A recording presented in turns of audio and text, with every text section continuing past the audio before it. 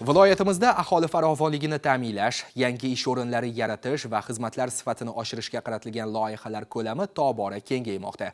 Viloyat hokimining Termiz shahri va Termiz tumanidagi navbatdagi o'rganishlari davomida ishga tushirilgan yangi obyektlar, yaratilgan sharoitlar va aholi uchun ochilgan imkoniyatlarga alohida e'tibor qaratildi.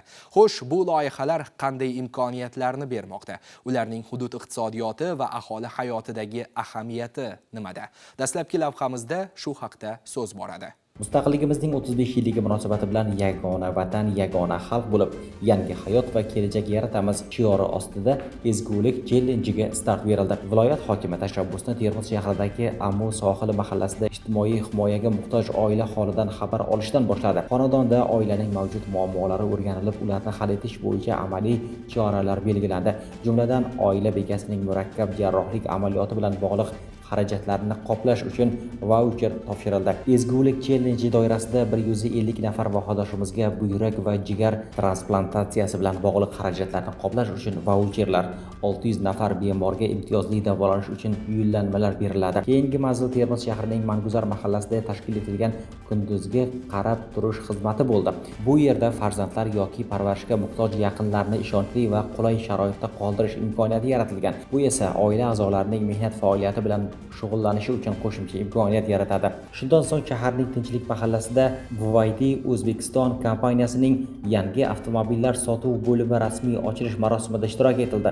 Mazkur loyiha aholi uchun avtomobil tanlovini kengaytirish, savdo va servis xizmatlarini yanada sifatli tashkil etishga xizmat qiladi.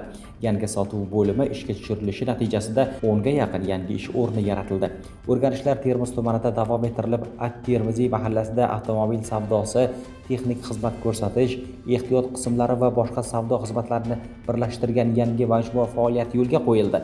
Qiymati 4 milliard 300 million so'm bo'lgan loyiha doirasida yiliga mahalliy byudjetga 1 milliard 800 million so'm tushum tushishi kutilmoqda. Shuningdek, mazkur mahallada arzonlashtirilgan go'sht mahsulotlari yarmarkasi ham tashkil etilgan.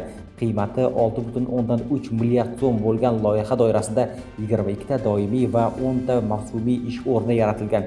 Bu yerda go'sht mahsulotlari savdosi bilan bir qatorda avtomobillarga yoqilg'i quyish va boshqa savdo xizmatlari ham ko'rsatiladi. Mas'ullarga tadbirkorlar bilan hamkorlikda aholi uchun parhezbop va sifatli go'sht mahsulotlari savdosini kengaytirish, bunday savdo nuqtalarini aholiga qulay joylarda tashkil etish bo'yicha vazifalar topshirildi. Viloyat hokimi tashrifi davomida Termiz tumanining Uchquzil mahallasida 2,7 milliard so'mlik loyiha asosida barpo etilgan zamonaviy Termiz javohiri dam olish maskanining ishga tushirilishi tadbirida ham ishtirok etdi.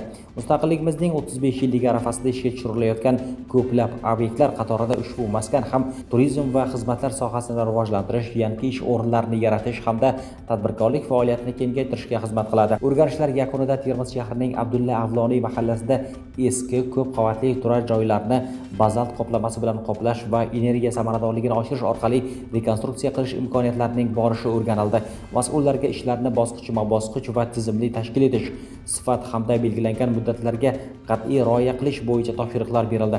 Viloyat rahbari qurilish ta'mirlash ishlarini o'rganish davomida mahalla ahli bilan samimiy suhbatlashib, ularning taklif va murojaatlarini tingladi. Mahalla ahlini mustaqilligimizning 35 yilligi bilan qutlagan viloyat hokimi bildirilgan murojaatlar asosida mavjud masalalarni hal etish yuzasidan mas'ullarga aniq vazifalarni belgilab berdi. Umuman, amalga oshirilayotgan har bir loyiha, har bir tashabbusning bosh maqsadi aholi uchun qulay sharoit yaratish, yangi daromad manbalarini shakllantirish, ish o'rinlarini ko'paytirish va xizmatlar sifatini oshirishdan iborat.